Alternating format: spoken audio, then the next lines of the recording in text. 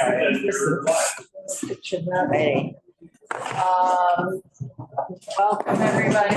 Really terrible things. I know, our chair. Shirley, the guys. Welcome everybody to Community Boards 2 Traffic and Transportation Committee for September 30th. Our chair is stuck on the A train, so she's asked me to start. She'll join us in a few. So the rundown of the meeting, we're going to have a presentation from the Meatpacking District. The board will ask questions, then the public will ask questions. And then we will go, after that, we'll go straight into executive session, and we're going to be discussing our fiscal year 27 district needs. So to start, I'm Janet Liff, and we'll go and have the members introduce themselves. Ben Listman, full board member. Stella Fitzgerald, full board member. Susan Ganny, full board member. Shirley Secunda, full board member. And I don't think we have anybody. We have We do. Joseph. Our public members want to say something. Dan Miller, public member. Hi, Dan. Hi, Dan. And Lake Haven is a public member. Okay. And we have one other public member, which is Joe Flay Haven is our public member. Oh, so Joe's Yeah. Kate Sure is our DOT person, and then the other ones can. Then EV Suite is me, so if you mind putting me as a panelist, and then. Yeah, Mark, EV Suite is Evan. So if you go to attendee. Oh, EV to be panelist then. Yeah, that he needs to be. You can share screen. Yep. Right. Yep. So thank you, everybody, and Evan Sweet from the Meatpacking District. And Jeffrey LaFrancois, the Executive Director of the Meatpacking District, are here with us, and they're going to present on some updates from the Meatpacking District. Just real quick. Hi, everybody. We're really excited to be here. We've been talking about parking in our neighborhood for a long time. And we decided earlier this year that it would be prudent, based on all the streetscape work that we're doing, that this committee has really helped us drive and inform, of which I have to brag for a moment. We just received a big industry award, a Pinnacle Award for our Western Gateway Vision plan, which Evan really spearheaded and you guys supported. And so we received a national recognition for that project, thanks in part to the feedback that you've all received. Yes. So as a part of our continued evolution of the streetscape and meatpacking, we thought it prudent to undertake a parking study. So today's presentation is to give you the lay of the land and then solicit your ideas, feedback, and questions. And we'll be back to you again with recommendations. So Evan's going to take you through. Great. All right. Good evening, everybody. Thank you again for having us. I'm Evan Sue. I'm the Director of Neighborhood Planning and Operations for the Meatpacking Business Improvement District. As Jeffrey mentions, right, where this project here is to really examine parking regulations and curb utilization within the neighborhood. So as part of that, it's really about our continued effort to deliver a pedestrian-oriented neighborhood and to update the curb regulations to be more modern, reflecting that objective, but then also somewhat the changes to the neighborhood that we've seen over the past few years.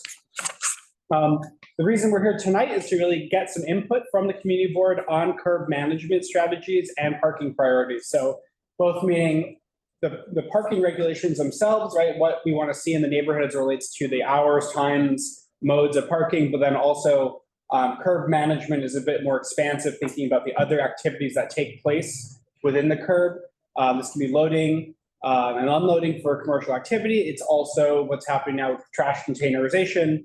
We've talked a lot about daylighting in New York in the past couple of years, and so things like that.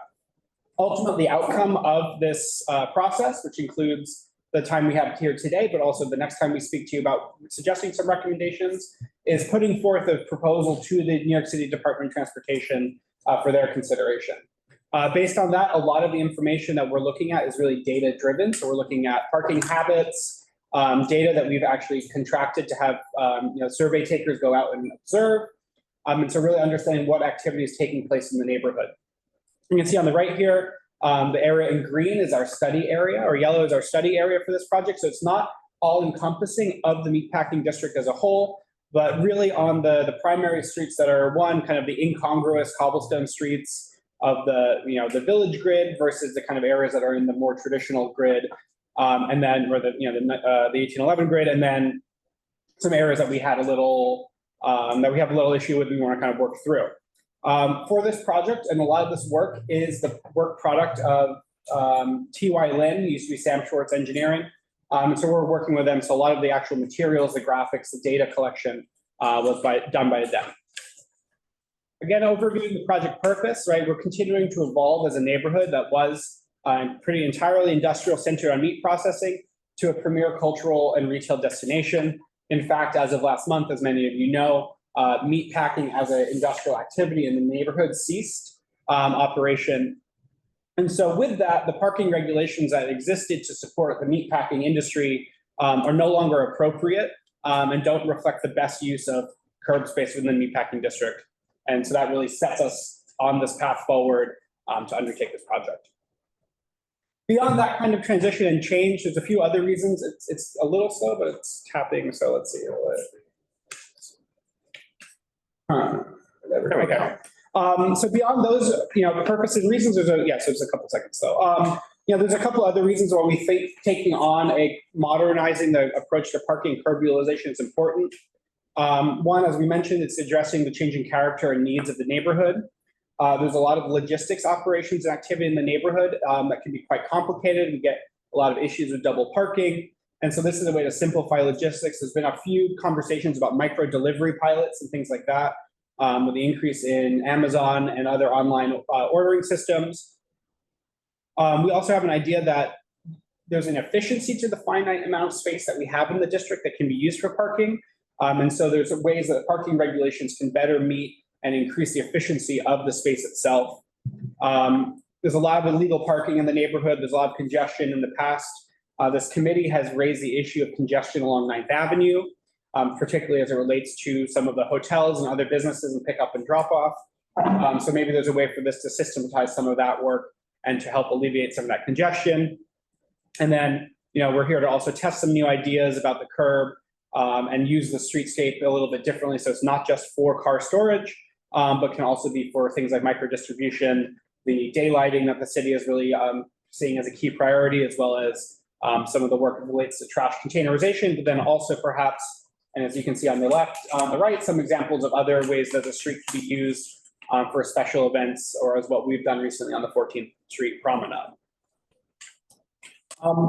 There's a lot of data here that's going to come through. These are all hyperlinks, and so I believe they should be accessible directly from the PDF presentation that's online. But there's a lot of case studies that we've been looking at that show the benefits of this. So just to call out a few things, in Nashville, Tennessee, even they saw an increase in sales tax receipts from businesses on blocks that were pedestrianized for special events.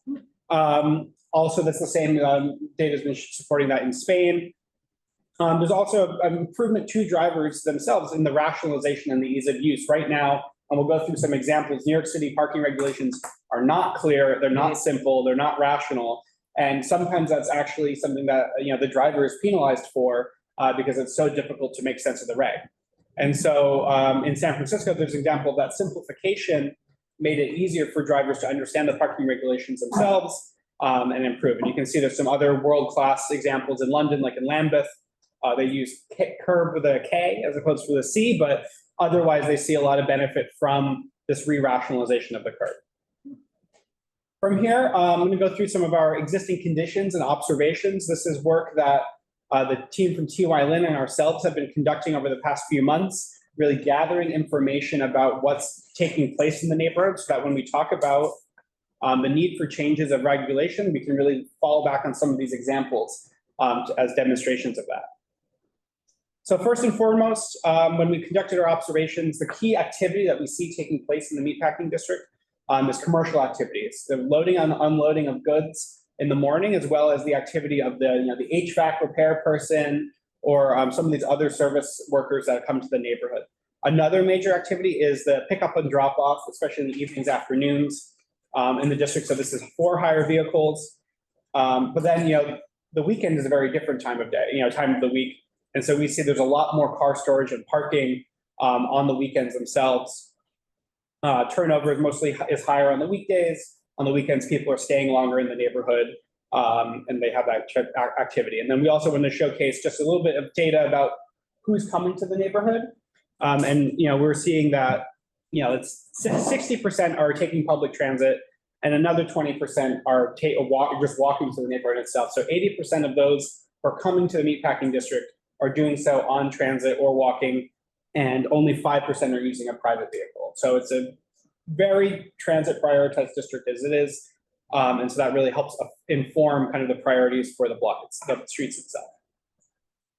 Here we quickly want to show you for hire vehicle activity. I think if anyone's walked along 9th Avenue, which is kind of that central purple line north-south, really can understand the density and the intensity of that use and activity on 9th Avenue, as well as just outside the study area. That's where Tao is. So it's a nightclub just north of the neighborhood. The rest of the streets, as you can see, are a little less intensely used as it relates to pickup and drop off. But again, contextualizing the activity that we see in the Meatpacking District. This is some observations about illegal parking we noticed from June of this year when the study was conducted. There's been a lot of issues related to a certain car brand that has been parking along 9th Avenue illegally in some commercial spaces. The NYPD has actually just been addressing that with their quality of life teams in the 6th precinct. So we're seeing some of that change. There's also a lot of areas right now that have a no parking regulation during weekdays. A key one of those is to the east of the district on Gansevoort Street, between 13th Street and Hudson. So we're looking to understand why and what the purpose of that no parking rule is, as people are using that space for parking generally, but otherwise it's not being used for anything else. And so, it's kind of a place that's been flagged and called out. To the west of the district, we also have a lot of issues around the meat market along Washington Street that we're looking to address, and to see how, with the changes to the meat market use and activity, how that street might be better used for parking, as the restriction on why no one's parking, or why it's illegal to park there now, was really to allow trucks to load into the meat market. Now that those trucks are no longer in the meat market, how does that change? The other part we see, this is what I was talking about the legibility of regulations, is that they're very confusing. This is 3 different blocks, but all adjacent to each other. You can park from 7 a.m. to 4 p.m. in some locations, from 6 a.m. to 4 p.m. in some other locations. Sometimes it's from 2 to 11. There's the overnight no standing from 11 p.m. to 6 a.m. or is it from 2 p.m. to 6 a.m. And so really we think that with all of these regs in the same, within a block of each other, there's a lot of ability for some consistency to this, and to allow someone who knows how to park in the Meatpacking District to not worry about whether they're parking on 13th Street or Little West 12th, because the regulations shouldn't be so dynamically different. We've also seen, there's a lot of lack of compliance. The whole corridor of 9th Avenue in front of the Restoration Hardware is technically a no standing zone every day. So that means there should be no vehicles there at any time besides just pick up and drop off. Every day, you will see for hire vehicles, black cars in that lineup, doing nothing at all, not moving, waiting for their patron or somebody to come down, or just using that space as a convenient place to hold, because that's a place where they can just sit in their car without a lot of scrutiny. At the same time, which leads to a lot of issues on that block as it relates to congestion.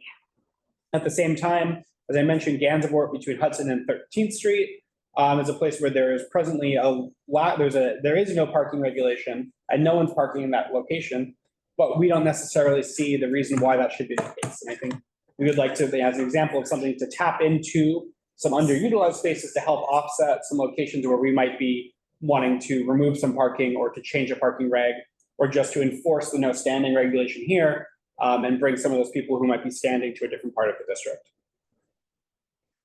These graphics that are about to come up are kind of looking at parking activity in the neighborhood.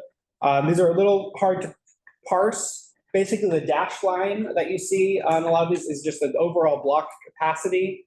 The solid black line that kind of undulates in a few of these is the regulation, and how the regulation affects capacity.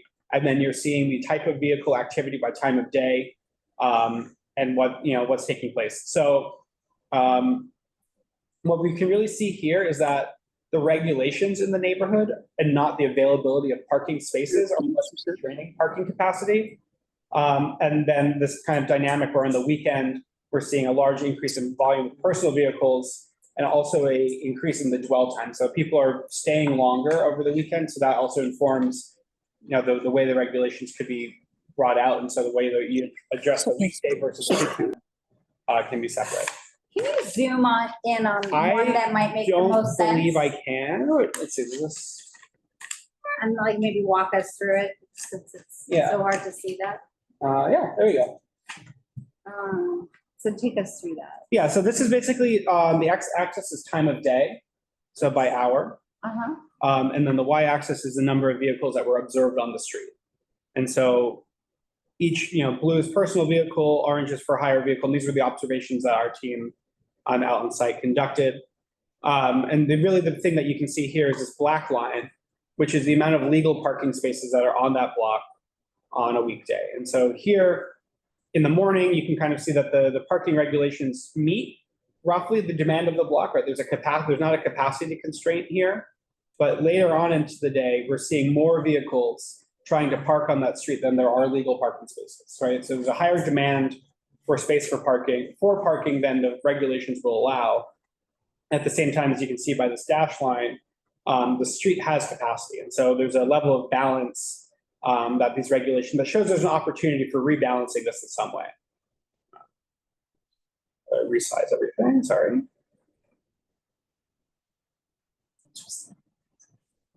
What's other?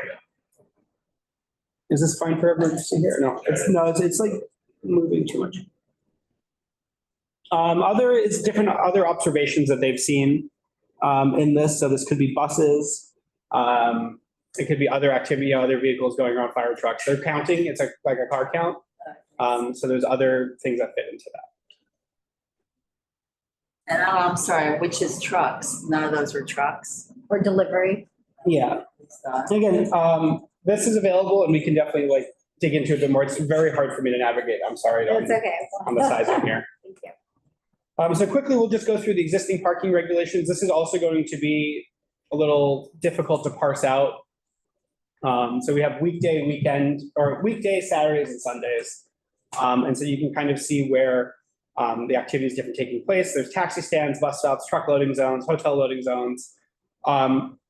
I don't know from here, what I can really walk you through that'll be tangible. I think the biggest thing is, most of the core of this neighborhood is this 3-hour metered parking commercial with no standing overnight, or just the 3-hour metered parking commercial. And then in the PM, there's a 2-hour metered parking, general parking. So the distinction there is a commercial parking, you need to have a commercial plate. Some people think it just means I need to have a truck, but will take it if you don't actually have the commercial vehicle plate. And then the 2-hour metered parking in the afternoon and the evening is kind of the general person who's coming in, and that's right now is the limit is 2 hours. With a lot of this no standing overnight to preserve some of the nightlife and nighttime activity in the district. We also have a lot of no stopping, no standing, no parking anytime along 9th Avenue, right? And as we've talked about, that's the regulation, but that's not the practice. And so it's important to understand how those things play together as we think about the future of this location. What's the meter rate? I'm not sure. Oh, okay. So let's look at weekday, and here's Saturday. So Saturday, the real change is it's 2-hour metered parking in most of that core area, so that lighter green now. So there's no longer the commercial regulation. The Saturdays are not generally a primary commercial time. The rest of the kind of the no standing, no stopping kind of remains the same around the district in those locations. Finally, weekends, so Sundays. I think most of this is what everyone understands. On Sundays, the city does not enforce parking regulations, and so it's primarily unmetered parking with the no standing overnight regulation. The hotel loading zones, the taxi stands, those things all remain intact. But generally across the neighborhood, otherwise, it's these kind of unmetered, uncontrolled parking regulations.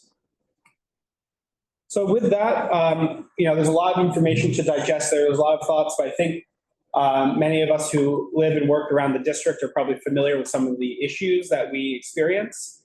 Before we get into direct feedback, I did want to contextualize our hope for feedback, which are based on these 6 project principles. These are actually the principles that were built out of our Western Gateway public realm vision. So this is kind of the what we use as our planning principles around the neighborhood, and will underpin our recommendations for the DOT, and how we contextualize them along with the objectives of our kind of planning work overall. So making sure that the neighborhood is safe and inviting, people-centered and balanced, connected and seamless, rational and organized, chic and timeless. What does And- chic mean? Fashionable. It's I mean, Jeffrey, do you have a? it's parking. No, these are planning principles. Oh, right? not to do with. Exactly. No, it has to do with. But as you think about how we rationalize and position the neighborhood, we take all of these principles into consideration for 99.9% of what we do. And, I think, we can find a way to make parking chic, I'm sure. And then coordinated and innovative. Ballet. And so for us, right, when we think about suggestions or things that we want to move forward, this is always the lens that we're gonna put our planning work into. So just to also help you out and provide a few examples. So, what does safe and inviting mean in this context? It's prioritizing curb, these are could be's, right? These are ways for you to think about it and help contextualize that merger of the planning vision that we have with the recommendation themselves. So prioritizing curb uses that protect pedestrians, cyclists, and minimize vehicle conflicts makes it safe and inviting. Being people-centered means that we're allocating equitably between the competing demands, which include people, businesses, and the public realm. To be connected and seamless means that we're helping improve bike delivery, bike share access, multimodal transit and travel easier, especially in our cobblestone district. A rationalized and organized one is where there's a clear topology for how parking regulations are administered and a clear guidance on each block so that it's not confusing. You don't have to understand each block differently from another one. Chic and timeless, so curb infrastructure that blends with high quality urban design. So how Look at that. There it is, Janine. All right. So how do we use the things that we're putting in the street and the infrastructure that, trash containerization, these other things, bump outs, how do we make sure that those are high quality and meet the design of the neighborhood? And then coordinated and innovative. DOT is already working on a lot of smart loading zones, freight micro hubs, the overnight access. And so how do we incorporate some of these newer thoughts as it relates to curb management into the study? So with that, we have a few kind of prompt questions, or ideas for where to get the conversation started. But we're really here to kind of hear from you all about the issues that you see present in the Meatpacking District, things that you'd like to change, issues that you'd want us to focus on, and also to hear the kind of why of that. But these questions, so what, traffic curb management issues you see is persistent? How should parking regulations be updated? What types of curb activities should be prioritized? What should be deprioritized? Are starting points. You can use any of these as a start, but any comment that you might have is appreciated from our end. Thank you. Thank you. Before we start, my apologies for being late, but I heard the entire presentation. So thank you. I know you're asking for our feedback, but I am curious you have 6 goals for your entire bid. Which ones do you see as where you see the most opportunity in terms of this process? And then we'll go to committee members and start with Shirley. Yeah. I mean, for us, the biggest objective is really about this opportunity that we have in the neighborhood now that truly kind of the industrial character and the industrial activity that we see in the neighborhood is gone away. And so across the board, the regulations that we're seeing do not align with the activity in the neighborhood itself. And so we're really thinking about what some of those activities are. We still think, commercial parking in the morning is a really important and part of a vibrant retail district. It's better to make sure that there's space for the food deliveries, the delivery of goods to be ample and open, to have those spaces. We're also thinking about all these new demands as it relates to the use of the curb. Bids are now being required to containerize waste and put it on the street, which we're really excited about. We think it's a really good and innovative management tool for the citywide sanitation. But the where and how we could put them there and kind of the systematization of that is something that we want to bring into this and help rationalize some of that work. Additionally, some of the public space work we've done 14th Street and other parts of the neighborhood, right? So how do we bring that to other parts of the district while also maintaining a balance with the demand for parking, both commercial parking in the morning, but then also for those 5% of drivers who come to the meatpacking district in a private vehicle. How do we, accommodate that need, which is real, right? They're here, they're spending spending money, they're frequenting our businesses and the museum. We want to support that as much as possible. And then I think a big one for us is also, and something that we've zeroed in on, is 9th Avenue, especially as it relates to the constant friction that this community board has expressed related to congestion and traffic there. Because, when we've looked at the regulations now, we are seeing that a lot of the issue on 9th Avenue for those, 3 blocks from Gansevoort to 14th, a lot of it is somewhat attributed to, the violation of the no standing rules and some truck idling, vehicle idling and things like that. And so if we can keep that corridor moving a little bit better, we might be able to mitigate some of those issues. Got it. And you have a lot of information about types of uses. Do you have any information on where these people, trucks, et cetera, are coming from? We don't have a lot of visibility on where everybody exactly is coming from. We have information overall about the neighborhood where some of our visitors come from in the tri-state area. A lot of the trucks are, the service providers from Hunts Point. So like Baldor, they have 3 or 4 trucks that come through the neighborhood each day. Ace Indicos from Brewster, New York. So a lot of that, but I can't necessarily pinpoint where a driver and a parker are who in the neighborhood is driving in and where they're driving in from. I think fundamentally, I see it every day. We are in office people. The commercial use is active on the streets during the day. There's no question about it. It is how can we think about the balancing and the unlocking of when it's not being used or how it's being used differently, especially given the changes that we're now experiencing with the removal of more industrial activity. So it's a balancing act. Shirley? Yeah, I looked at the presentation last and I wrote down things that just came to me, and most of these things I think really addressed. So I guess the first thing in my mind is other curbside uses. And I know you're going to give thought to that. And have you any thoughts about how it can be minimized? Parking minimized for other curbside uses. I mean, to me, that would be really important. Can I see that? So one of the reasons, again, going back to our Western Gateway vision and that public realm plan, and how earlier this year we installed the West 14th Street Promenade, which if you haven't visited, please do come and check out 14th between 9th and 10th to see what is possible when we think about our streets differently. We created 16,000 square feet of now public space with 5 decks that will also support public art, activations, concessions, etc. And yet 14th Street still has pickup, drop off and loading, parking, as well as the same throughput of vehicles that it did when it was 60 feet wide. So we've sort of started a toolkit as it relates to how we can manage our curb. And we're looking towards more of what does a shared street model look like and how do we successfully implement that, knowing that we still have this commercial activity. What would a limited amount of metered parking look like to support that activity in the neighborhood? While we think about a toolkit in the future, this is not overnight. What does a shared streets model look like? And so this is one of the steps to kind of get us there. Another thing that we think about a lot is when we think about the amount of finite space that we have for parking is to increase the efficiency of that space, right? And so making sure that the utilization of that time is right sized for the district, right? Our observations as relates to how long people are generally dwelling in the neighborhood. People are there for on average an hour, maybe an hour and a half, 90 minutes.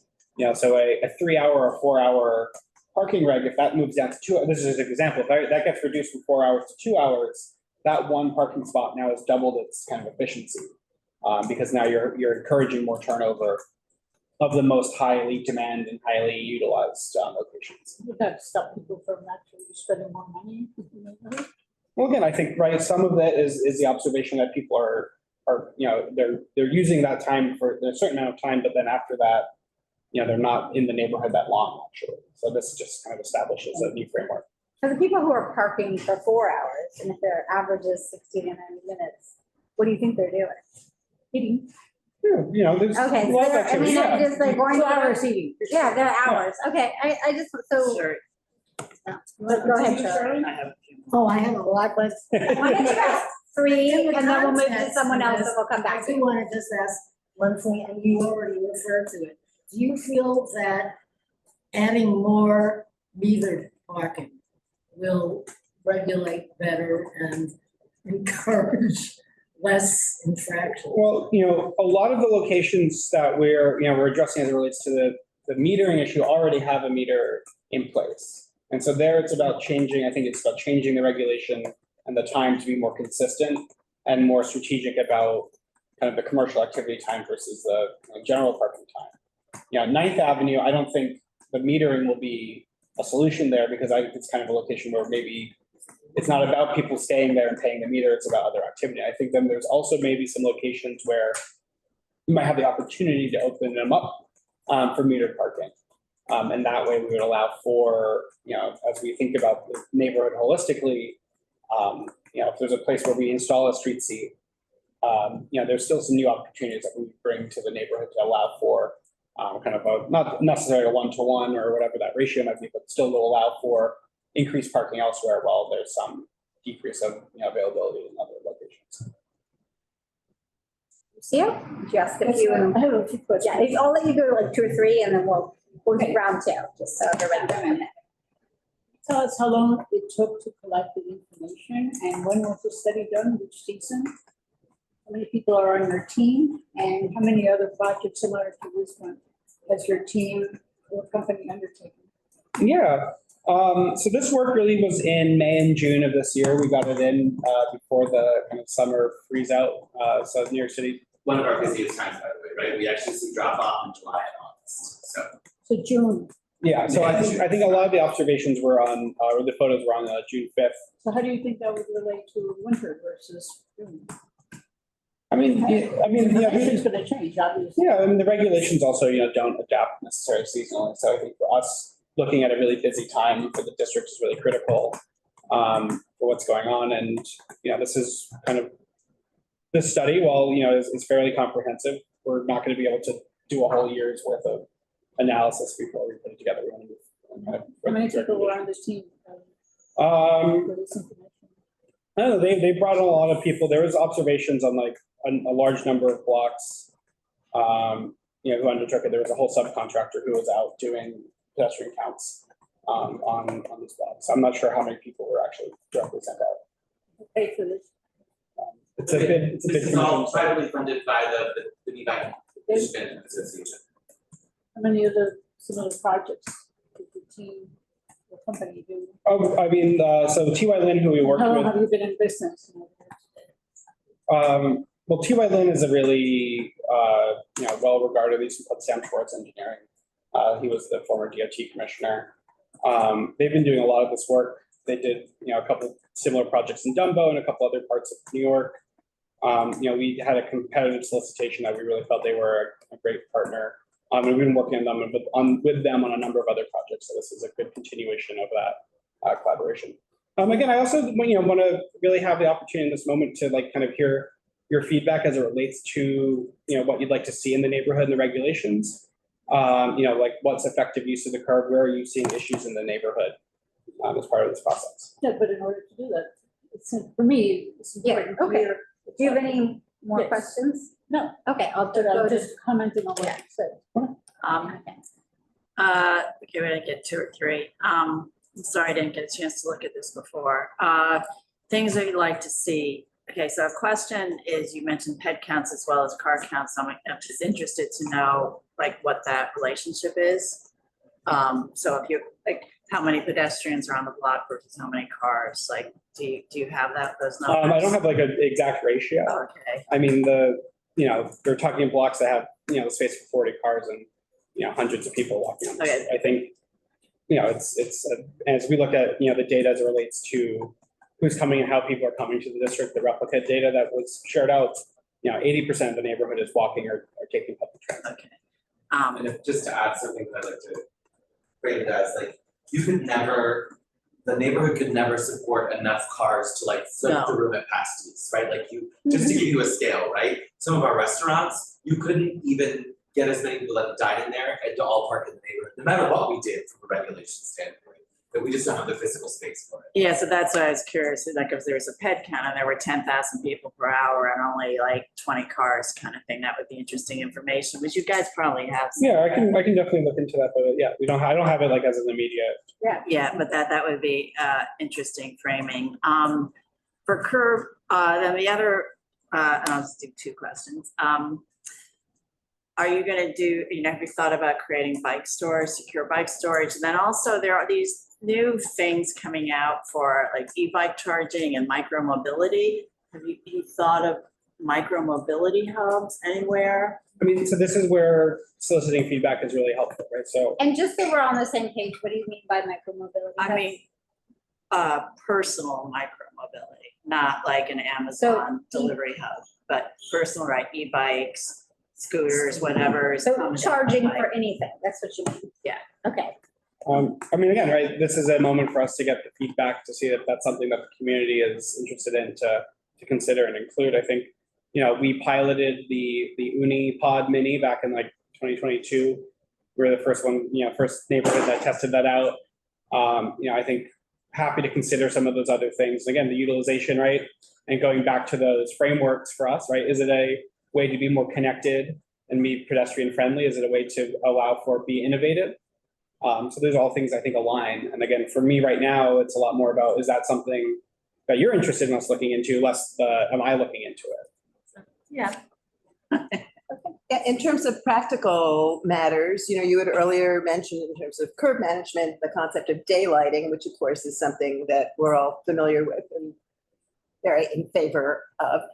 And recent studies have shown that daylighting without a hard barrier like planters or something can actually be more dangerous for pedestrians and bicycles than daylighting where there is a hard barrier that prevents a car from speeding and taking a turn very fast. So planters or other kinds of hard objects. We like hardened infrastructure. Yes, thank you. Hardened infrastructure. I mean, this is an opportunity to really incorporate hardened infrastructure, thank you, into any daylighting plan and be current with the information that we absolutely know.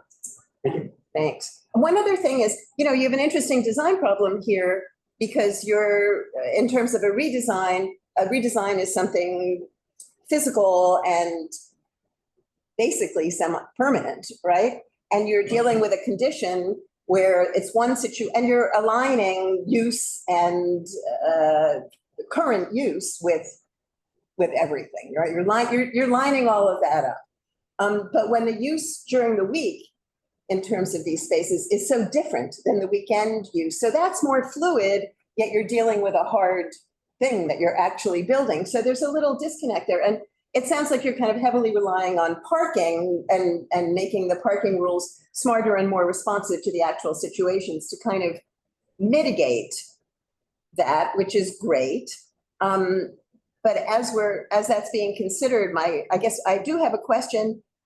Are you considering less parking overall, or is the consideration relying on a rejiggering of regulations and maybe a redistribution and a more intelligent use of what's available? Yeah, I think it's certainly an all in the above. I think, for us, there's the opportunity to do more with the street than car storage. So, right, it's like streetscape improvements, some of the public realm investments that we've made in the neighborhood can continue. We definitely want, and our community, I think, is asked to see more of that on the open street blocks on the kind of Little West 12th between 9th and Washington. And so we definitely see that as an opportunity for us to continue that, especially taking stock of the parking dynamics to help us inform that decision-making is critical. And that's why a lot of this data is very helpful. The other side of it is, if there is a reduction in parking in one location, are there opportunities to be more efficient with space elsewhere? And looking, again, holistically at the neighborhood from that perspective is really helpful to do that. Because I think there are some places where, there could be parking. There could be that activity should, be taking place that isn't on a busy weekday. And so, both are they both can be true at the same time. And I think we're really, as you say, right, like there's a lot of complicated things that are getting distilled down to some parking regulations and some curb management strategy that, there's a lot more that goes into it. Go ahead, Ben. First thing, yeah, I agree with Janet. I would be very interested in seeing like, secure bike parking and like bike mobility infrastructure, maybe charging or whatever that means. And I know you mentioned, like delivery micro hubs. I know like the DOT has certain, sites that they're, using in their pilot now that are not in the Meatpacking District. I'm curious whether you guys indicated interest to the DOT if you have certain sites around the Meatpacking District in mind that you think would be good for like extending the pilot.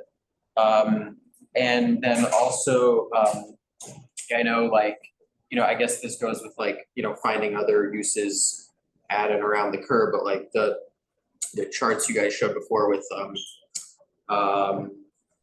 like parking capacity and use of the curb at different times of the day. Like I guess as it stands, that is total parking capacity in, this area, that area, whatever. But are you, I guess, similar to 14th Street, maybe, are you thinking of, using those spaces for other things as well? As it relates to some micro hubs, we have been in conversation with DOT, as they're looking at this across the city. Previously, a few years ago, we actually identified the State lot, which is behind the Standard Hotel, as a really strong opportunity for that. State DOT owns that lot between Little West 12th and 13th. We thought that would be a great location. Some of our contacts at the state have gone away and the interest has not been there. But we definitely think there's an opportunity for it. And like, this neighborhood, while the heavy industrial activity of the meat market has gone away, that isn't to say some of that more intensive commercial activity isn't no longer appropriate in this neighborhood. In fact, the streetscape probably makes it more appropriate, somewhere along 10th Avenue than it might somewhere along Greenwich. And so we're definitely curious and interested to see, based on the data and the feedback that we're getting from our consultants, about where that opportunity might exist.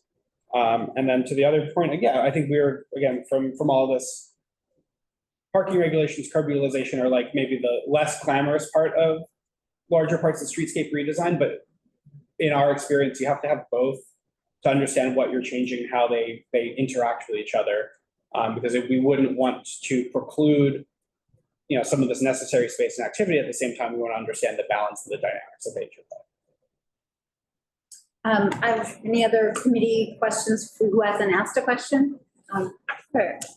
Just looking at this page here with the charts, I'm wondering if you did any more of these studies for other locations? Okay. Yeah, so we presented here kind of an overview of what we're working on and the kind of the different data there.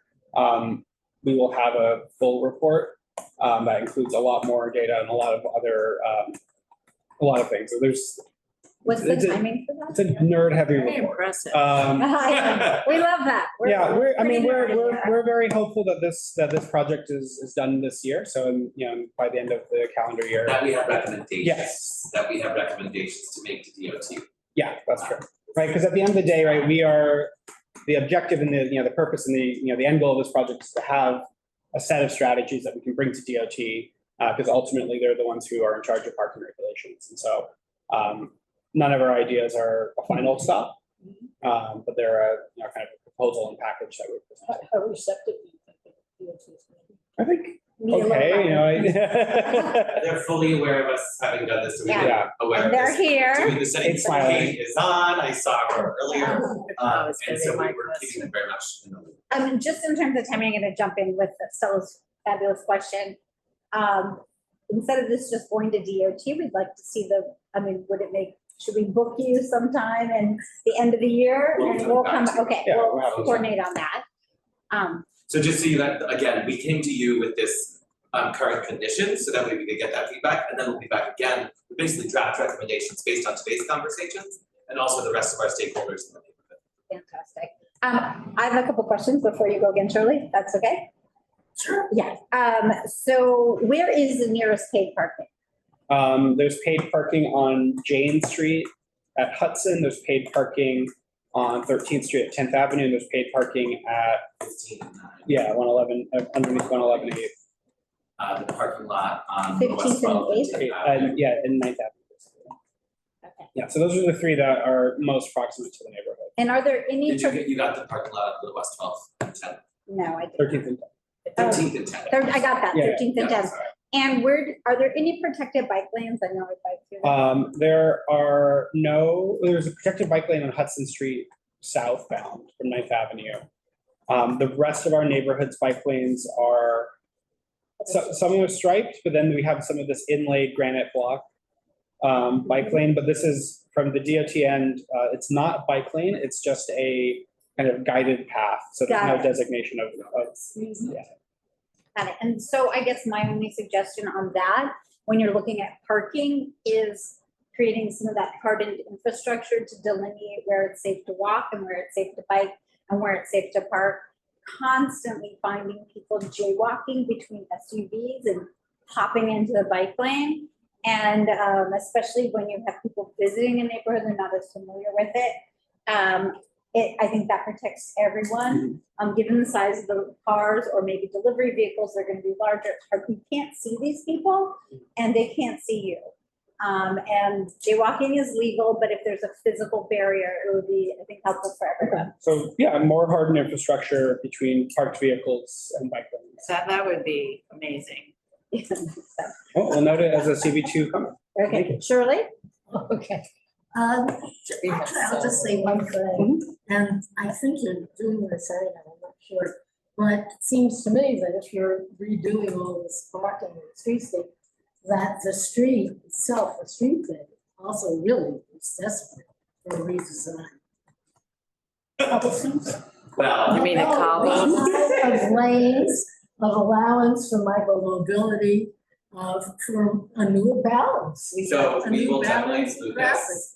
And I love hearing that because we want more, even though it was only back in 2019 that the neighborhood did have the comprehensive rebuild, where not only did you guys support the Ninth Avenue redesign with the plazas, we convinced the city to recobble all the side streets. The problem is their spec has failed repeatedly because they use a mortar that is cement based, and so when it cracks, and obviously we have a freeze and thaw, so it's pops up. And then second to that is the commercial nature of the neighborhood. There's a lot of trucks, and we have 3 bus routes on Ninth Avenue, and so even in this short amount of time, the cobbles are failing already. So you're saying But we that was a could $30+ million project, so like that was not overnight. It is definitely something that we want to consider. Actual redistribution of the lane. One of the reasons we love the idea of appropriate micro distribution for commercial goods is because it will relieve a lot of the weight on our cobbles and so further preserve the streets for a longer time. Because the trucks are definitely part of the problem. Janet, Okay, and then we'll go online. building on what Shirley said, and this is, pie in the sky stuff, obviously. If you're, re-looking at the curb, it's also getting rid of the curb, which would be super nice. So we love So- curbless, our plazas were originally curbless, but then it was a NYPD factor. Okay, Great to have. Oh, that's interesting.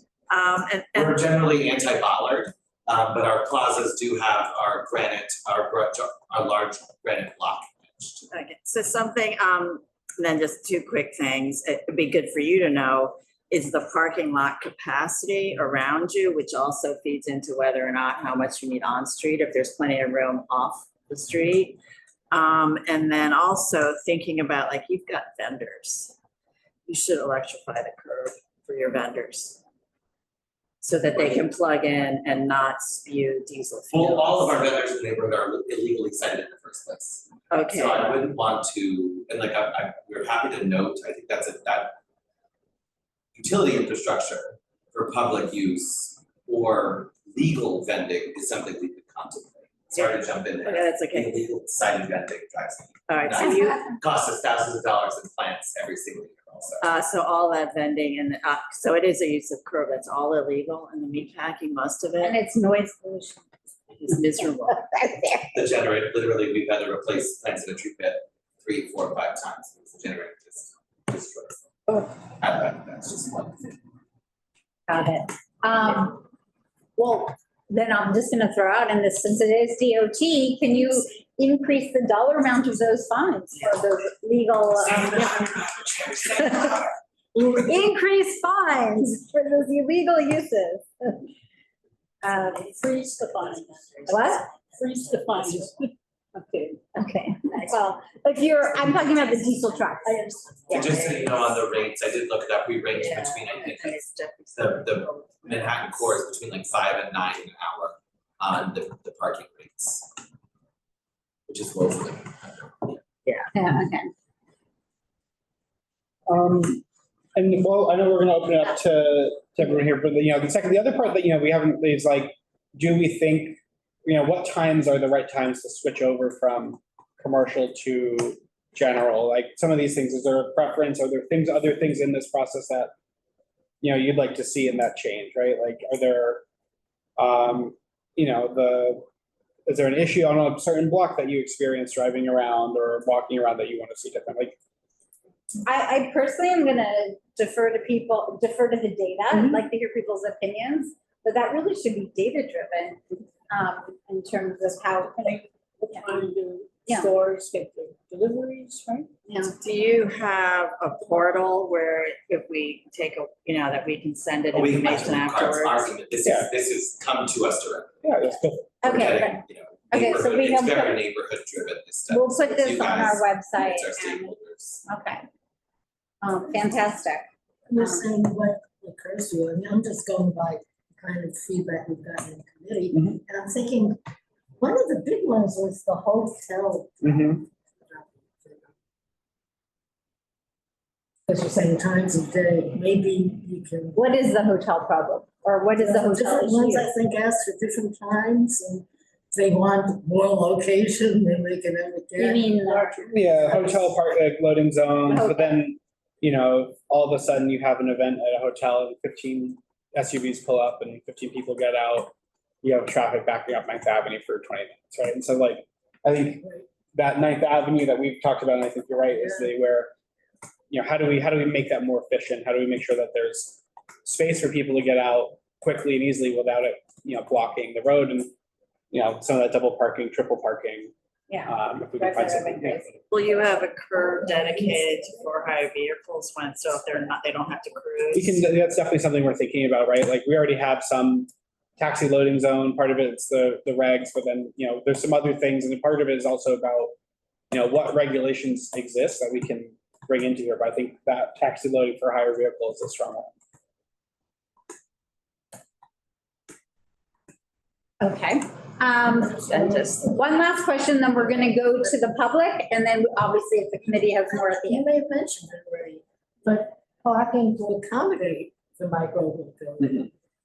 Yeah, I think we have that on, yeah, we have that. Parking to accommodate the handicap.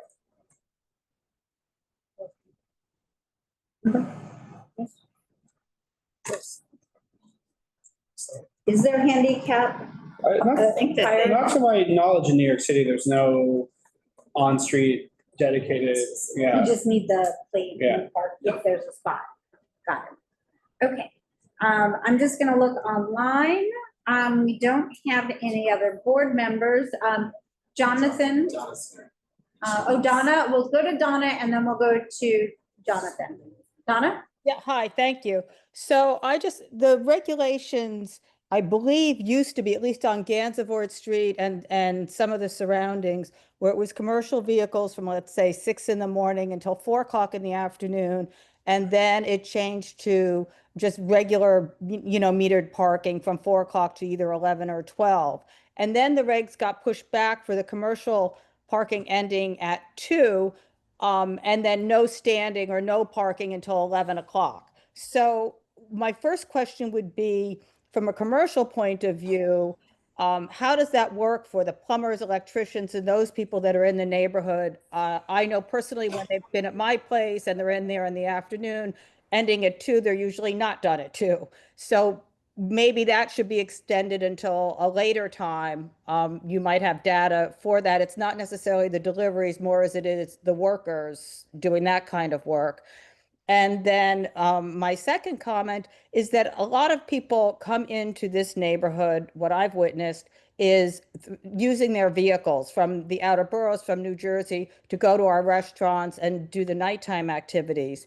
And without the parking there, if there is parking there, it seems filled with that, not with residents parking, but with visitors parking. So I think it worked well before when people could park either from 4 to 11 or 6 to 11 on Gansevoort. Like I think you were saying between Hudson Street and 13th Street or West 4th on Gansevoort, isn't that where there's that no standing area you could park on weekends? As soon as that was opened on weekends, for the metered parking, it was always filled. So I think what I've witnessed is that there's a need for having some metered parking for people coming into the neighborhood, because In the evenings, you're saying? in the evenings, yes. And then on the weekends during the day. I mean, as soon as it's open, it's filled. The for hire vehicles, to your point, are always, when there's no standing, they are parked all over the place. And without having enforcement in the evenings, it's a real problem because they're just there. And then they have to double park to let people off. Gansevoort Street is frequently filled with for hire vehicles when nobody's supposed to be standing there, and as well as Ninth Avenue. So I think that really getting some enforcement on that, because I don't know how else you do it, putting no standing signs around, it doesn't matter. They just pull up there. The parking lots, we have parking lots. I had someone come in 2 or 3 weeks ago on a Thursday at 6 o'clock, and she couldn't get into the lot on Jane Street or anyplace else, and ended up, I think, up on 16th Street. So there's not a lot of parking lots, or they fill up. That's a random, what I've experienced once or twice with that. So, I do think it was good for the neighborhood when there was more metered evening parking for people to come and experience the activities at night in the neighborhood. Thank you. Thank you. Okay. I'm gonna go to, Jonathan. Oh, you elevated him? Yeah, Jonathan Weitzman. Jonathan Weitzman, go ahead with your question or comment. Yeah, I just have a couple questions. And again, thank you for the board and thank you everybody for your time. So a quick question one question. So the commercial parking in the neighborhood, are you looking to basically replace it with regular parking? Or is it just going to be a changeover in times? No, I mean, we definitely feel that commercial parking is an important part of what makes our district vibrant and, allows for the commercial activity to take place. So I think for us there, right, the difference is that the commercial parking regs that exist now were really set up to accommodate the meatpacking industry. And Right. There's some place and opportunity where that can change a little bit to accommodate the types of deliveries and the types of commercial activity we're seeing now the district instead. And so probably some changes to time of day, as Donna gave a good suggestion, right? Perhaps it's even too early in the day where it switches over. Maybe it needs to be later based on that activity. Sure. The meeting was the busiest at 5 a.m. Got it. So there's that change. And then just, as a follow-up, obviously, as you know, if parking spots are going to be removed or from that neighborhood, did the DOT and did you guys consider the spillover effect? Because there is obviously in the West Village the effect when parking gets full in that neighborhood, a lot of cars come down to the West Village, come up to Chelsea. We've actually lost 2 garages in the West Village. So is the DOT, I guess, Kate, open to opening up more parkings if parkings are removed from the Meatpacking District? Yeah, thanks for that question. I think that's a concern that we're aware of and will be taking into consideration when we're reviewing the meatpacking bids recommendations when they get them to us. I think it's really clear that there are a lot of varying needs in the area with retail and commercial usage, residential. We also have open streets that are functioning here pretty regularly. So I think these are things we're going to be all feedback that we're hearing right now and we'll keep in account. I can't say definitively what the outcome will be though. but would you consider it? I mean, that's what I'm asking. Would it be, because there is a lack, like I said, there's 2 garages that got eliminated. And then, for example, even 15th Street, which was highlighted in this presentation, it's maybe that can be also opened up for parking, since everybody's parking there illegally on the weekends as well. So, I mean, just something to consider, hopefully, when the next presentation from the bid is for those changes would be appreciated. Okay, I think they said that they're considering it, so I think we have that. Pete Davies? Thank you. Thank you, Jonathan. Pete? Yeah, thank you.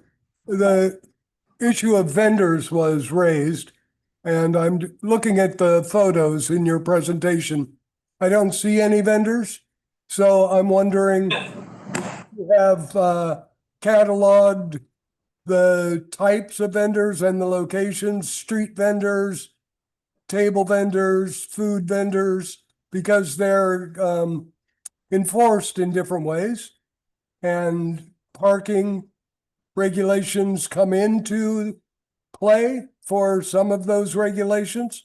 So I was just wondering which vendors what type of vendors are you concerned about, and what are you thinking about to help manage those? Thanks. Pete, I'll just start. Nice to hear your voice. It's been a while. Universally, the problem is they're not following the regulations, right? So if a vendor's not following the regulations, they shouldn't be there, right? That's position one from the bid's perspective. We have both food and general vendors. Just to give you an example, north of 14th Street, there is a vendor that sets up an elevated table that is custom built to be over hydrants. So he can sell atop that, but it's a great open space to do so. So like little things like that. What can we do as part of this study? Look, very plainly, we have long been advocating with the city to have a clear set of siting guidelines in which vending can take place. If it ends up that the city chooses the curb for that to take place, we would have to then be forced to take that into consideration of how we manage the rest of the neighborhood. So unfortunately, we have very limited capacity in vending regulation.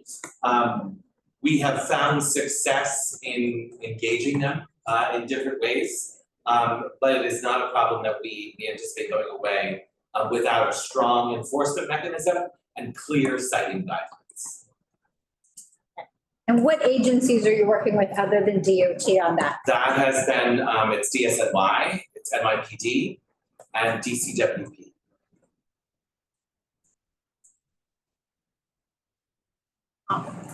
Okay, and we have, there's one online question. You want to read it, Ben? Yeah, Jeffrey Rowland asked, has there been an assessment of how many residents have registered vehicles to addresses in the study area? No, No. I don't think we have access to that data. We know how many residents live in the district. In our technical bid boundaries, it's 7,800. That's very small by Manhattan standards. The core of our bid is an M15 zoning district, right? That's what supports this discussion today. All that commercial square footage, we have 7 million square feet of commercial office space across the district, significantly less on the resi side. So we do not have that. And what's the smallest geography where you have data for car ownership? I've heard citywide. I think it's probably, there's census data that has car ownership. 15% cars. What? Our community is 15% of households. But what's the definition of our community? Is that the data? The community board. Is it Community board Okay. too, yeah. we Okay, pay so local back of the cars. envelope, we might assume 15%. And a quick question, do you do anything with overnight delivery? Yeah, Is so that something you encourage? yeah, the city has their overnight freight program that they've been running for a few years now. I think my understanding is that there's been kind of mixed enthusiasm because it means that you have to kind of hire a third shift worker to receive some of that, and some of the logistics companies aren't set up that way, but I think that's a great idea. And the meat market activity, a lot of that was early morning, right? 2 a.m. a truck coming in from Kansas or Chicago was coming in with with the meat. And so that's definitely something that we think is appropriate and fits into the 24-hour character of the Meatpacking District. And especially because you are predominantly commercial, you get less pushback from residents who hear the trucks at 2 AM. Like you would be a good neighborhood for overnight delivery. Okay. Not to rush us along, but there's another meeting in this room at 7. Are there any last questions for the meatpacking representatives?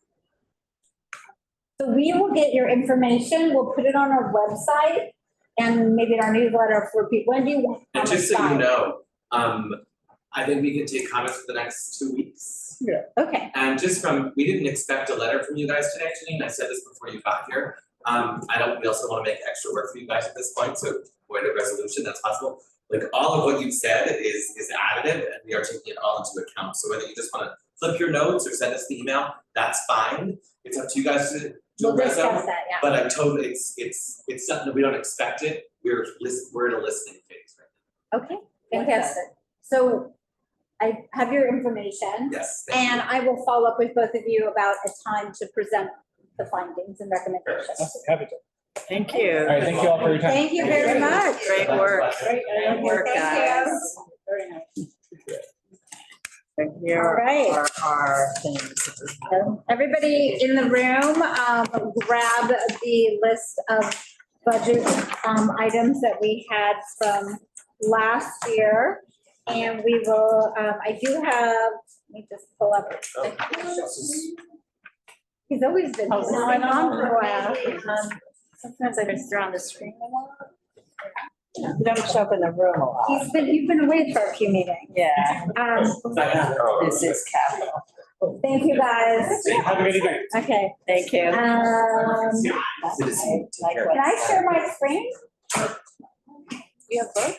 Which is which? Oh, there it is. Yeah, okay. One is capital. There's a short list is capital, the long list is, the long list is, I guess this is short. okay. So this is the short list from last year. Well, I have on the screen as well, because I just want people to see what our options are. Can I have one of each, please, down here? Okay, thank you. Okay, so last year, this is from the report, we had 3 capital requests, which were Morton Street Bike Lane Safer. That's the list that begins with number 6, for those of you in the room, is the 3 capital priorities that we had last year. It says 6, 8, and 17. We're doing it differently this year. The city is doing it differently. We rank our priorities by agency. So we don't have to worry about the other committees. All of ours are traffic and the Department of Transportation. There are obviously things that we worry about in Community Board 2 that are state level, MTA. We're not talking about that tonight because this is for the city's district priorities.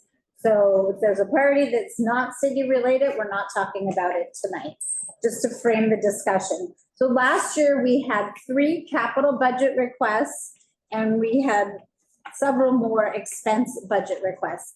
So, and then I looked through the resolutions that we passed in the last year since we came up with this list. And I said, what's missing? Well, obviously there's a lot of discussion about Canal Street. There was, I couldn't find the last meeting, Stella, there were the curb cuts, in Soho. There were specific. About Lafayette? Yeah, no, the specific street crossings where we wanted to have curb cuts and better crosswalks, but I couldn't find that location. That wasn't on our list. Lafayette. No, not the Lafayette Street. The Lynn Russell came to the last meeting. Lynn Russell, a member of the public, came to the last meeting. And she. No, it was not Jersey Street. It was somewhere, she had about 2 issues, the traffic light at Worcester Street and specific street crossings where she wanted curb cuts and better crossings. And Stella had mentioned that we wanted curb cuts on all 4 corners. Pedestrian ramps. Yeah, pedestrian ramps, but we'll have to come back to that. Stern Prince? What? Capital. Stern Prince? I think that would be capital. Would that be capital? For the, we still have, Can you go to panelists, please? On this, or on the screen. Kate, with curb cuts at the Yes. cross, that would be capital, correct? Yes. And do you remember where the request was for those? I think Lynn, I'm going back, I think it was at Spring and Prince Street, but I don't have the exact intersections in front of me. Okay. I have written down Wooster and Prince. Yeah. Oh, okay. It might have been Prince, all down I with. think there's at least one in that four. Okay, we will get that, but we know, I'm just gonna keep it simple, Soho Creek. And then, we passed a resolution at pedestrian safety upgrades at, West 10th and Greenwich, and pedestrian safety improvements at Mulberry Square. And then we did discuss the micro hub pilot, which is still a pilot, so I might, is there anything else that's missing that from previous list versus, the new one? And I'm sorry to come back to this, but where does Lafayette Street fall? Oh, you're right, because that's a bike lane. You're right. Bidirectional. So the bike lanes would be, where's the other bike lane? You're right. How did I miss that one? It's yours. I know, that was my baby. Right. Bike lane would be capital or, Kate, is bike lane expense? The expense. Okay, great. Okay, so we'll add the It's a bike two-way. lane. Lafayette, two-way bike lane.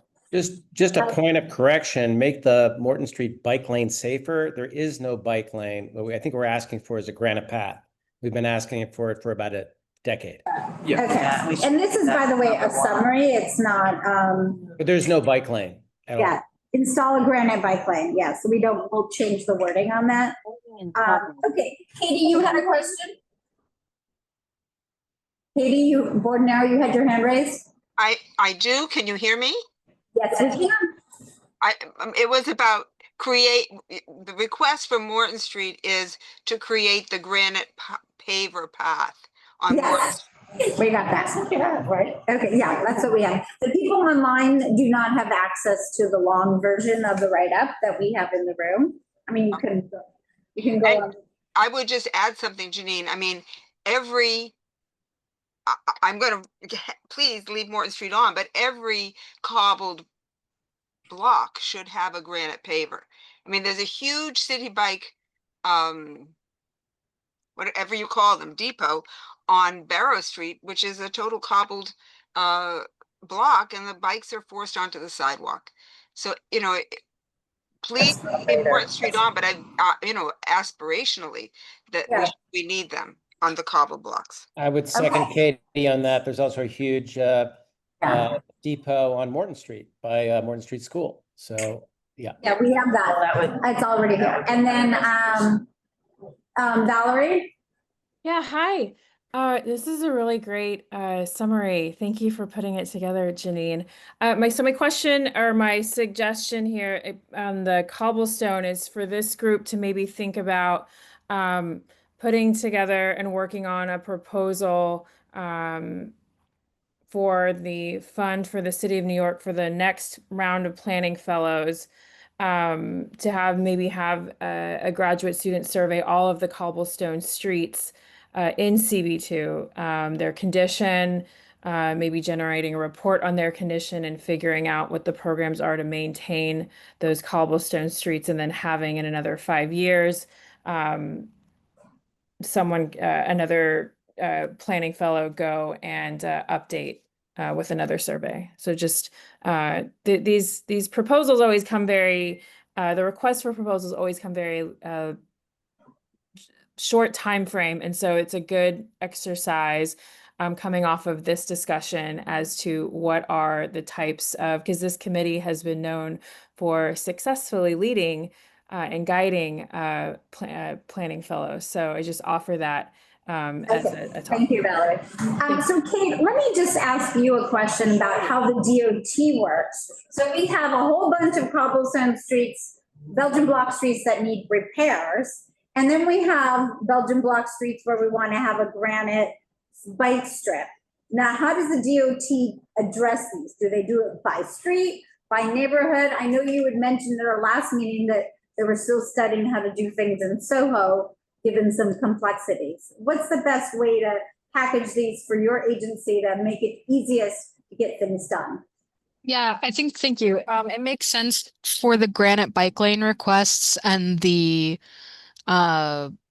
cobblestone restoration requests to be kept separate, because we handle those separately. So DOT, we have a wish it was larger amount of capital funds that we use every year to restore cobblestone streets.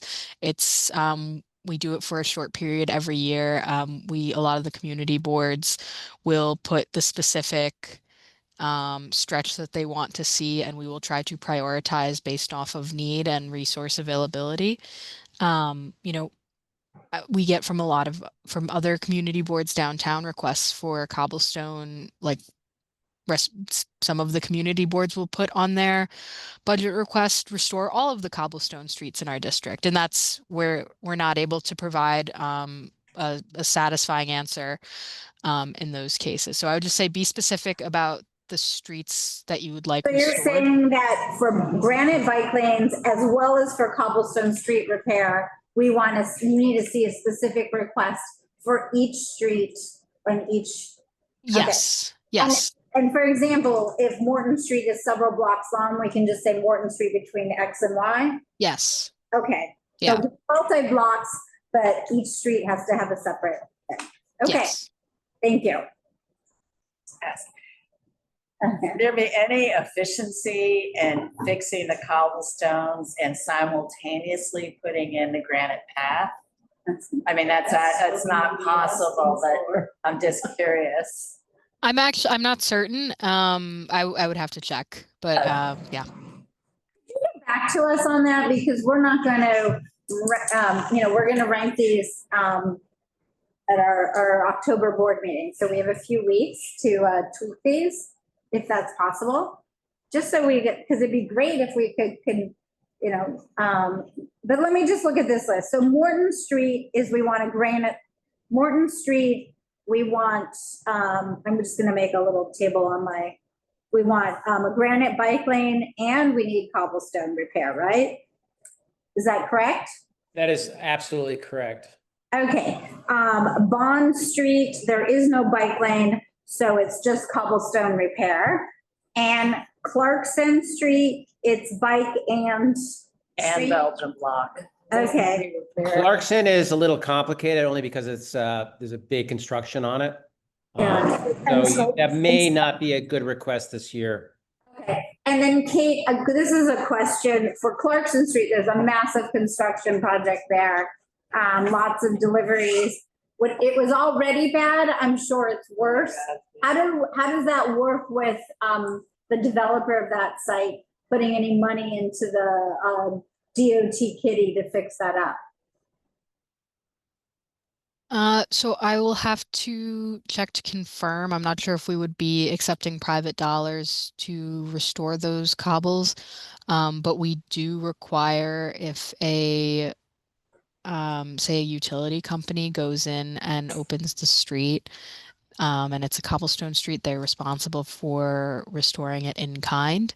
I will have to confirm if the same rule is for developers who are working on the street and may have contractors doing work there. Okay, that'd be great, because That's a super great issue. okay, so we basically have Morton, Bond, and Clarkson specifically addressed. And then we have for the Soho Street crossings, which is curb cuts, but is it also the sidewalks? Also the sidewalk? Oh, what were your notes, Kate, in terms of the Soho Street crossings? And we'll have to, I should have known that. I have the southeast corner of Wooster and Prince and the northeast corner of Wooster and Spring. And then the Jersey Street and Lafayette Street, which is a different situation because it's not missing, it's just that it's misplaced. Got it. Like it exits onto Lafayette instead of crossing Jersey Street. Got it. Okay. All right. That's not, I'm sure That's the bike lane. Okay. Yeah, and then that's not capital, what we're looking to. Yeah, that's expense. So even that. Okay. So I would suggest that we amend these as we've discussed, Morton putting granite and cobblestone, Bond leave as is, Clarkson is a both, and then we'll follow up whether the developer puts any money in and add the Soho streets in here as well. And get that specific information. Does anyone have any, as committee members, is there any preference for changing the order of these? I just wanted to say that I think that Jersey Street should be in there in the budget request, in the expense budget.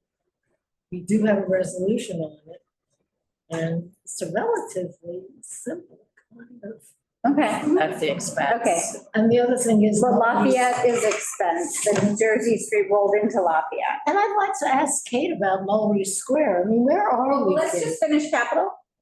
Let's finish Oh, I thought we capital. were going into expense. No, we're The not. question is the order. Yeah, the question is, so back to Jersey Street and that, would that be capital, Kate? Or expense? Sorry, for Jersey Street, is the request to change the pedestrian ramp, or this is about where the bike lane is? Oh, actually, it's something new. I think we should combine Jersey Street with the Lafayette because it's sort of all the same project. And it's basically creating better signage and clarity there because there's a street entrance. And I just think it's simpler if we combine them together because they're essentially the same street. Yeah, but we did ask them to look into actually just making that a pedestrian street. Yeah. In our resolution, that's expensive. Yeah. I mean, I don't know, should we That put is Clarkson expensive. above? I mean, I feel like the belt, I don't know. Here's the list. I mean, I think we keep Morton number one. Do we want to move Clarkson up? I would move Clarkson up. Bond is, it's not a through street. It's a bunch of restaurants. It goes from, it's 2 blocks long. It's a great street. And it's an open street between, for 1 block. And, yeah, I would do that. I think, is everyone okay? So we would make Morton 1, move Clarkson 2, Yes. Bond, and we have Bond in the Soho streets. I guess we're adding the Soho streets. And then the Soho streets as 4. Is that correct? All righty. Now we're moving on to, so we have this long list of, I guess that we only have 1 bus comment. So I frankly, that would go to a separate agency, the New York City Transit Authority. That would be a separate list. Yes. It's technically state, so frankly, doesn't even go on this list. Who brought in the ideas for Manhattan Bus Network? Okay, we'll cut to that. We might run out of time, but this might be something worth discussing and having a separate meeting. Because there's way too much to discuss in under 2 minutes or whatever we'll have left. Okay, so we have this list, I should have numbered them, it's 1, 2, 3, 4. I'm gonna skip the NYCTA, 5, 6, 7, 8, 9, 10. We have 11 items there. Plus we have these, I don't think the micro hub that's just happening. So I'm gonna number these. So we have, none of these have been done, is that correct? I mean, I'm just like. Well, then there's some that they say remove, I don't know, does not support, remove request. A couple of these are asking to remove. Yeah, that's just, I noticed that some of them said, And then confer with the borough commissioner, the DOT borough commissioner's office. God, they've asked us to remove almost all of these. Could I just jump in on that real quick? Yes, The, why don't you come here so we can hear you? Okay, just the remove request was a drop-down menu that DCP put into their submissions to the respective agencies. Sometimes it says remove request, and then the next paragraph will say, we need to know more, or please follow up with us, or something like that. It was, I mean, the harshness of the language took a lot of the community boards aback. But that does not mean that you can't prioritize it again. Got it. So with a drop-down menu feature. Okay. Thank you, Mark.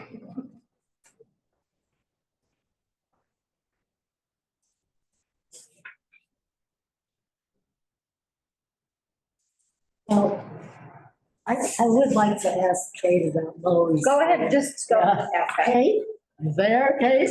I just want to Yes. know where we're at with Mulberry Square. My impression was that some work had been done, like a crosswalk painted or something like that.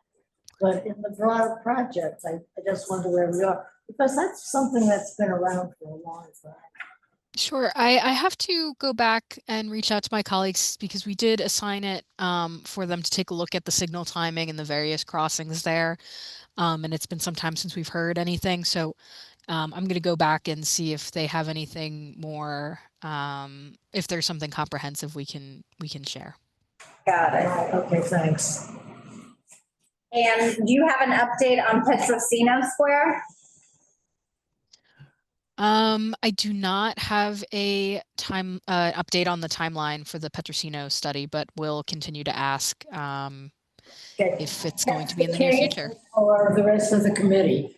The Parks Committee, Parks Waterfront, has also discussed Petrosino Square with the Parks people because it really is supposed to be a combination of transportation, DOT, and DPR. And they were going to look into it too. So Kate, it really might be useful, and I don't know if they've gotten to you yet, but they were intending to confer with the DPR people on Petrosino. Okay, I can, add that to when I follow up with my colleagues to check if we've been in touch with Parks as well about it. So this is a question for Mark. Last year, we only, after a certain number, you stopped ranking them. So this is the ultimate order that these things went on. But this year with the new process, do we rank every single one for transportation? It is my understanding that that's the useful thing to do, yes. Okay, got it. They were ranked, last year they were ranked but the committee didn't bother ranking numbers 47 to 54. Well, they were or whatever. pro rata, whatever, Yeah. Exactly. Okay. And just one other quick thing, we may need a confirmation from Kate, because to the extent that you're talking about ADA curb access as opposed to the other redesigns you're talking about, I believe that's actually the Department of Design and Construction, DDC, and not DOT. And because we're now ranking based on per agency, you probably would need to rank them in a different agency. So potentially the Soho one might be a different agency. That's what if I'm hearing it correctly, but. But we'll confirm. Yeah. So the Soho one might be first with DDC or?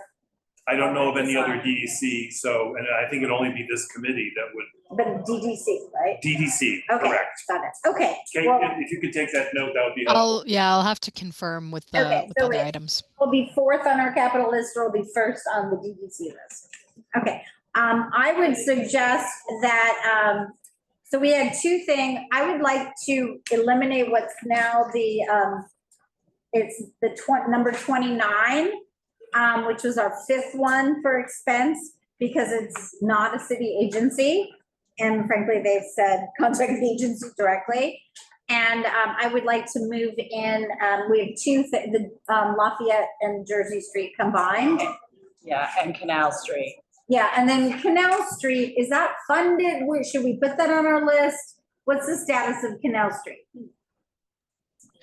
So right now, the agency, we're undertaking outreach to do street improvement projects along the corridor of Canal Street. So those are short-term improvements with tools that we already have. So very heavy on paint, signage, vertical delineators. So I think having Canal as a capital request is a good item to have, because it's right now we're in the first phase and hopefully would be able to do some kind of capital project on Canal in the future. Got it. Okay, so we should put that on. So the question for this committee, so we'll move Jersey and Lafayette to number 5, or do we want to move it up? I mean, I'm inclined to move it up because I feel like it's something that can be done. Yeah, so maybe after keep Petrosino, Worcester Street, and then move it third Or second, or second? because it doesn't, it's really just paint. Well, or I would suggest, I'm just thinking of safety issues. I don't know if anyone on here I love Petrosino Square, but it's not a safety issue, it's a redesign issue. Maybe we move, Worcester is a safety issue, move that one up to 1, move Lafayette to 2, and move Petrosino down to 3. And also because it's that funny combination of both parks and. Yeah. Definitely. And it's a funny combination, leave the Washington and West Street as number 4. And that's frankly on the other side of the same construction site, so that will follow up with you, Kate, on where that, that money might come when this building is built. And then keep Mulberry Square at number 5. And then keep the rest of the list the same. And then add the pedestrian safety upgrades at West 10th and Greenwich to the list at the bottom. Okay, and then Canal, Kate was just suggesting we Yeah, put on our capital list. Yes, and should we move Canal Street first? I mean, that's like above these blocks and the bike lanes. I'm inclined, Because it can get gotten done, I would say. I think it's got the biggest political capital behind it. Happening. And it could impact the greatest numbers of people, and I Yeah. think this Belgian block here. is These are very all really important. important, but they're small, but Yeah. okay. Okay, I think we're good on that. Well done. We are ready. Kate, I have one question for you because we have you here live. So we want to do a joint Community Board 1, Community Board 2 meeting on Canal Street to kill 2 birds with 1 stone. And the 2 community boards came up with the date of Wednesday, October 29th. So that would be the day after our regularly scheduled meeting. Would DOT be able to do that date?